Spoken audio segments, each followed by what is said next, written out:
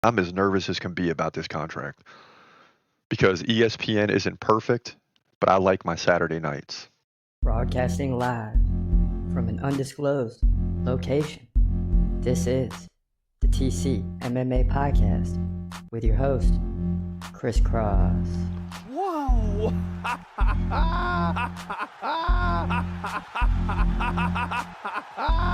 Dana White privilege. Let's go, baby! Let's go! Let's go! Let's go! Let's go, baby! Dana White privilege. Privilege.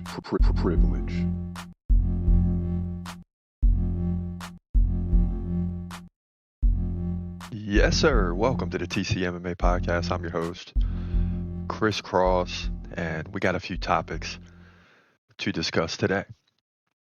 Of course, UFC 314 now in the rear view, and special weekend this past weekend, but we got the week off this week, so we got time to just dive into some UFC topics. A lot of times we're worried about getting the predictions done, staying ahead on those, which has been crucial as of late, right? We've been way ahead on predictions, but after 11 straight weeks, 10 straight weeks of fighting roughly, we got to get back to work to make sure we got the next several weeks done, right? Because we got UFC 315 coming.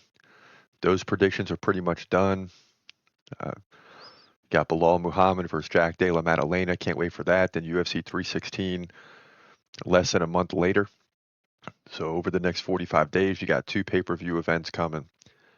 And UFC 316, Merab Dvalishvili versus Sean O'Malley. That's a big one. So looking forward to that, especially because we got Sean O'Malley finishing the year with the belt. So we need him to come through. But that's what's coming up in the future. But today on the show, we obviously have some important topics to discuss, like the $1 billion battle for the UFC media rights. Conor McGregor's back in the news after losing 500 grand on Paddy Pimblett. Paddy Pimblett got into it backstage with Colby Covington, who's also in the news connected to Megan Fox. So you got all these things going on. And the question is, where do we even begin? I'm going to begin with Colby Covington, who leaked a DM from Megan Fox and claimed she called him her favorite bad guy. Right? So what we know is, according to Colby Covington, and this is just what Colby Covington is saying. How much truth there is to it, I don't know. Okay. But he's saying that Megan Fox sent him a DM and said, hey, you're my favorite bad guy in the UFC. All right. So let's dive into this because I actually studied this today, believe it or not, because for almost a decade, I worked at Port St. Lucie High School in Florida. Didn't know Megan Fox at all, never met her or anything like that, but she went to the rival high school called St. Lucie West Centennial. She spent 2 years there, junior and senior year, and quickly after that, she got into the movie industry, right, as an actress. And then you started to hear about that, and people were like, oh, she went to Centennial. It's like, really? So it was kind of crazy that someone local had made it big. So that's the only thing I really know about Megan Fox. And then, of course, she dated Brian Austin Green, if I got the name right, from 90210, had 3 kids there, then dated MGK. The rapper had a child with him, which, uh, let's see, March, April. Yeah, so that baby was just born. So she's got 4 kids now. All right. And I believe, from what I'm reading, is that she lives in California. Okay. Now, what's interesting here is Megan Fox is not from Florida, but she was there from the age of 10 until she moved to California. All right. So she's more or less kind of from there. Colby Covington is from California, and now they both live in the opposite places. She lives in California, where Colby Covington is from. Colby Covington lives in South Florida, I believe, in Miami, because that's where he trains. Maybe he lives outside of Miami, but he's in that general vicinity. So they're basically in opposite places. And I'm sitting here looking at this and I'm like, is this a possible relationship? Okay. First thing is Megan Fox has 4 kids. Colby Covington is a playboy, for lack of better words, the bad guy, right? Living in South Florida. Would he actually go from playboy to being a stepfather type to 4 kids? I don't see that happening, but not impossible, because Colby Covington's getting to that age where, like, you sort of get tired of partying. And I know you 20-year-olds are like, what are you talking about? Tired of partying? That'll never happen. Single till I die, you know? But what happens is you start getting into your 30s. You've been there, done that. Um, yeah, you're still going to go out and show out and things like that, but it's going to be less and less. You start enjoying staying at home sometimes, right? Because it's just, sometimes you just want to lay on the couch and watch some TV. That starts to happen more and more as you leave your 20s, enter your 30s, and especially as you get closer to 40. That's what happened to me. Okay. If you'd have told me when I was 25, hey, I could have met, which I've met girls and dated girls, right? But I could have met someone at any time and slowed down, I'm sure. But it was much tougher in the 20s. And as you start to hit like 28, 29, 30, you're like, I don't see this ever ending. I think I just want to be single forever. And then you hit 35, 36, you're like, all right, I'm tired of this. I don't even want to go out tonight. I'm tired of it. I've been doing that for years. I've seen it all, done it all, whatever. So that leads me to I would say, 20% possibility that these two actually go further. And, Colby Covington's stance with Trump is he's a supporter of Trump big time, right? And Megan Fox has been in this circle a little bit because she attended the last time she's attended like 4 or 5 UFC events, specifically pay-per-views, I believe. And the last time she went, or one of those times, I should say, I don't know if it was the last time, but one of those times, Trump was there and wasn't too far from her. And she spoke on the crowd and things like that.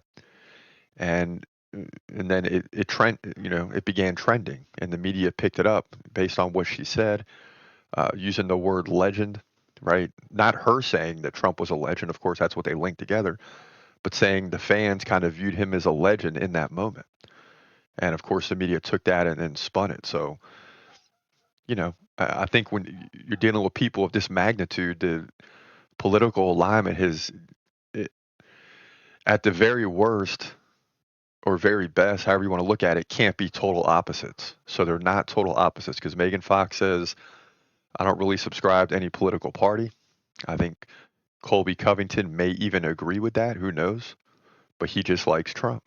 And I understand it. So they're not, and I'm just kind of going through this in my mind as we go through the podcast. So they're not totally on opposite sides of the political spectrum.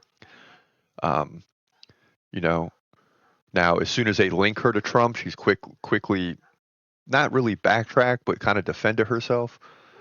Colby Covington's not like that. He's not, and sometimes, not always. Can't say always with women, but sometimes women like that. They like a guy that sticks to what he says, right? You know what you're going to get. This might be intriguing for Megan Fox. You might go with Colby Covington hard. If she's DMing him, she might go with Colby Covington hard. Now, she just had the baby. She's probably at some point here, as she gets further and further from delivery and things like that, she's going to be ready to be on the prowl. I mean, I'm just trying to tell you, 4 kids or not. And I would not be surprised if this is something that goes a little further. The only thing that would be surprising is that Colby would want to dive into a situation, uh, you know, uh, with a woman that has 4 kids by 2 other men. Now, it's not impossible. I'm just saying, on the surface of it, when you look at Colby Covington and think who he is, again, like a playboy, it would be very interesting if that's something he decided to do, because you're getting in deep right away. And I can't see it happening. That's why I'm saying 20% possibility. But I'm thinking if Megan Fox goes hard, uh, if Megan Fox goes hard, I could see Colby Covington going down the rabbit hole real quick. The problem is is within a few years, Colby Covington's going to be out of the fight game. What will be next for him? Colby Covington seems like a guy that can continue making money, whether he becomes gets into podcasting or commentating or whatever. He has the personality to continue making money. So that's the only other question mark too is, I mean, if you look on the outside, you might say, okay, Megan Fox looks like she gets tired of these dudes. Who knows what really happens on the inside? But Colby Covington would have to continue being interesting to keep Megan Fox's attention. So there's just a lot there, and we're getting way ahead of it. But we'll see how this plays out. Now, the one negative side is the fact that he leaked what Megan Fox said. I don't know in general, again, which is a very slippery slope when you're talking about women. A lot of times women may get offended when you refer to them all in the same category, just as men would. But in general, I would think that women don't like the fact that you're revealing what was said in a direct message. But I could be wrong, you know. So, and maybe it's just a simple thing to say, hey, you're my favorite bad guy in the UFC. I don't know, but I have a feeling Megan Fox is gonna go 100% at Colby Covington. How he handles this and what direction he takes will be interesting, to say the least. Now, following UFC 314, Joe Rogan was told to retire from UFC job by fans. And this is coming after, which is just totally ridiculous, but this is coming after he tried to impersonate briefly for like a sentence Paddy Pimblett. And okay, it wasn't the best impersonation, but he's doing it on the fly. He hasn't had time to work on it really. He's just, repeating what Paddy Pimblett said. But this just goes to show you, like, people will say anything to get clicks, right? Even if you consider it one bad sentence, you're going to say Joe Rogan should retire. This is the best commentator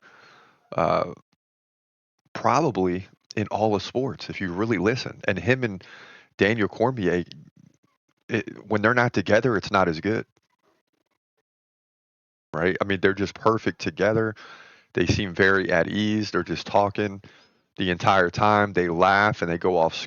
There's no script really, but you could say they go off script and just very comfortable together. There's no better duo. So now you want one to retire for one sentence. You guys get a grip and get over yourselves and move on. This is not even worth a media company reporting on. But this is what's in the public domain, so I'm obligated to discuss it on some level.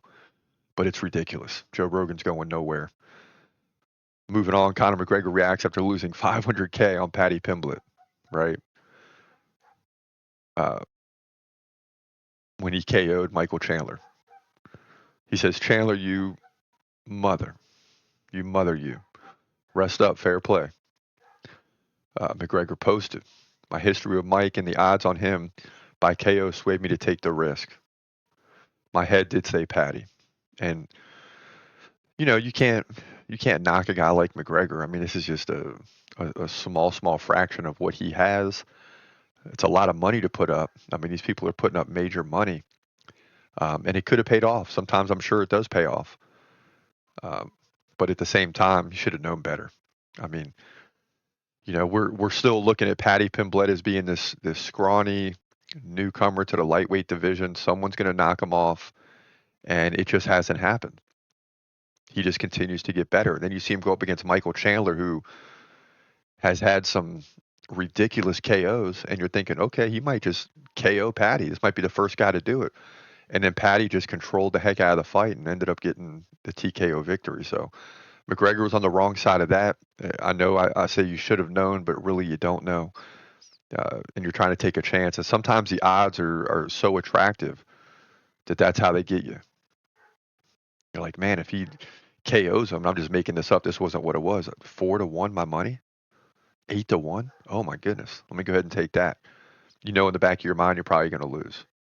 But it is what it is. Dana White addresses, and this is the big story for me today. All right, Colby Covington and Megan Fox was intriguing. But the UFC Media Rights deal. Dana White addresses new UFC deal as exclusive negotiating window with ESPN is over.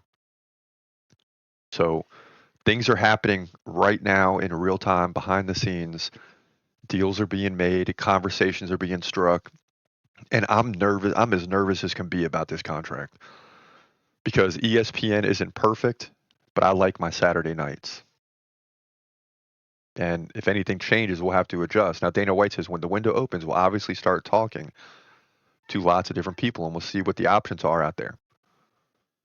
This is, at the UFC 314 post-fight press conference because he's being asked this because everyone knows the window for exclusivity with ESPN is over in the coming days. And at this point, it is now over. So it's wide open. He goes on to say, we've said this every time. There could be a time when we end up on several different networks like all other sports do.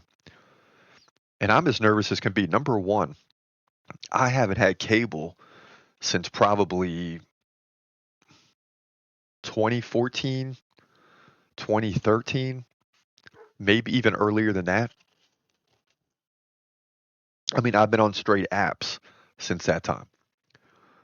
And if the UFC goes back to cable, that means I'm going to have to get cable. And I don't want to, I feel like that's going backwards. I don't want the UFC to end up on cable. So that's my biggest fear, is that happens. And then you got to go to let's just, we're just speculating here, but let's just say you got to go to Netflix to watch the Saturday night pay-per-view once a month. And then you got to go to TNT, to watch 2 of the UFC fight nights each month, and then you got to go to Fox and watch 2 Fox Sports there and watch 2 that.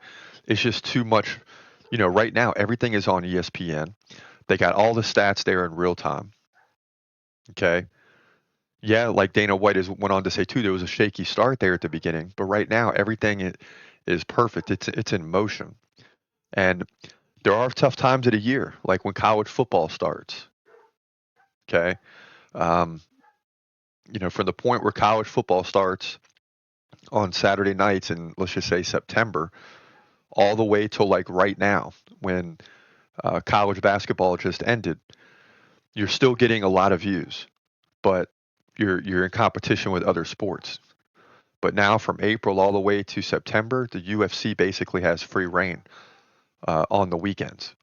I mean, UFC's number one, and it's year round. And that's what makes it a possibility for Netflix, who does not want a regular sports network coming in, because then it's just like for 4 or 5 months of the year, it's hot, and then it's dead. And then you got to figure out what else to put on, right? It just doesn't work. UFC is year round like this, clockwork. So Netflix would like that. If Netflix got it, I could very easily see the UFC staying on Saturdays. But any number of things can happen. And we haven't been here since 2018 with the UFC.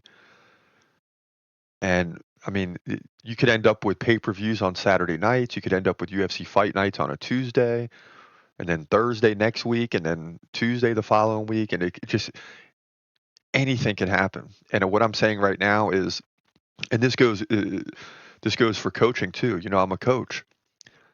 I love all sports and will coach anything, but I especially love the sports that are like one game a week, right? Like football, track and field, and there's other sports that are like that too, but those are the 2 I can think of off the top of my head.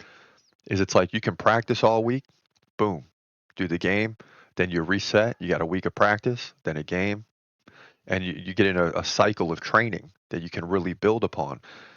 That's what the UFC has been for me since 2018. Okay. So we know we got the fights on Saturday, we get the predictions done, and years later now, we're just in a perfect groove, and getting better and better at that, week to week, getting ahead on.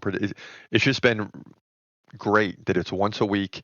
You can kind of reset and build back up. If they start going to multiple TV networks, multiple different days of fighting, I don't know if this is a great thing for the UFC. A lot more people are off on Saturday nights. I think Saturday night is the perfect night for the UFC the UFC has grown exponentially since being with ESPN. So do you really want to, as much as everyone says, do you really want to take a chance and leave there and you don't know what's going to happen? You got new partners. And the thing is TKO is over UFC, right? And they've already uh, signed WWE to Netflix, but then you got to go see, and then it's confusing because WWE's on Netflix for Monday Night Raw, and then you got to go over here to watch the pay-per-view, uh, or not the pay-per-view, but like the WrestleManias, the SummerSlam, and see that all that moving around of different places. I'm not a big enough. I'm a fan of wrestling, but I'm not a big enough fan to where I'm going to be jumping to 8 different places to watch stuff, even if it's only two. And I fear that if the UFC does that, you're still going to have your hardcore fans like me follow you, but some of these casuals that you depend on that know, oh, okay, it's on ESPN tonight. They might even jump in for the last 3 fights or whatever. If it starts becoming in a bunch of different places, I think only the hardcore fans follow, and then you pick up a bunch of you expand the base, but do you expand the viewership? Maybe initially, yes, because it'll be heavily promoted. But after a while, it's like, a lot of people now have cable or don't. A lot of people that have cable don't really have the apps as much, especially the older generation. Um, the younger generation is mainly on the apps. So if you go to cable-based TV, are you going to lose the younger crowd? There's just so many things here to think about, and it will be interesting to see how this plays out. Like with WWE, okay, Mondays is on Netflix. Thursday Night Raw, I believe it's still Thursday night, or no, Monday Night Raw, Thursday Night SmackDown, and I think it's still on Thursday. If I'm wrong, then I just look crazy, but I don't follow it as much as the UFC. I don't even know where to go for Thursday Night SmackDown. I think it's still on USA, maybe, but you see all the problems with that. So like now I got to have uh, Netflix for Monday. I got to have, um, if it is USA Network on Thursday, and then I got to go over to this other network for Saturdays every once in a while, and it's just too much, man. And I understand that that's a way to make more money, but you know, someone like me, I'm not watching all the wrestling because of that. There's going to be, and I'm a casual wrestling fan. If it's big and it's in front of me, I'm going to watch it. If I have to go searching for stuff, I'm not going to do that. I'm going to probably put on a movie or some show and chill and watch that. So this is what I'm worried about when it comes to the UFC in terms of, yeah, you expand the fan base, but I think you lose a lot of people in the middle that are going to watch ESPN on some level. And I have a few friends that are like that, you know, like they may not watch the prelims every week, but they're going to jump in for the main card at some point. And, you know, if you got to have cable and 3 different apps and all this, I think there's going to be some of those people that would normally watch on ESPN that aren't going to watch because they're not just going to go searching for it like that. So and I could be wrong. We'll have to wait and see how this all plays out, but I'm really worried about this one, man. I'm really worried about it. So I just can't wait for them to come to a final decision. And ESPN may not want to be in the deal if they can't get pay-per-view. Like they may not be interested in just the UFC fight nights on Saturdays if they can't have the pay-per-view. So who knows what's going to happen here? There's just a lot up in the air, and we'll continue to cover this down the stretch here because any day now something could be signed and delivered, signed, sealed, delivered. So stay tuned. Ian Machado Gary promises to finish Carlos Prates at UFC on ESPN. Or is that going to be? No, that's UFC Kansas City, right? So saying I feel it in my heart. So he's given all the props to Carlos Prates, saying I think he's been successful. I think he's done very well. There's a reason he has a 10-fight KO streak, which is just ridiculous. But more or less, none of that matters. He's an opponent, and I'm going to beat him. Is more or less what he's saying. And will that remain true? We'll see. We discussed this fight. We got to get to the actual prediction, which I don't believe Or maybe we did. Yeah, we might have done that prediction already. But it's just going to be a really good fight. The bottom line, that's the bottom line. And Ian Gary's right there knocking on the door. He's only lost to Shavkat. Carlos Prates is on this major run. Ian Gary's taking the fight on relatively short notice. So just a lot of dynamics going on there. And it's going to be interesting to see how this fight plays out. So that's what's happening right now in the UFC. And we just kind of been talking and going through it. But it's going to be very interesting down the stretch with this TV rights deal. It's going to be very interesting to see what happens between Colby Covington and Megan Fox, which is you can call it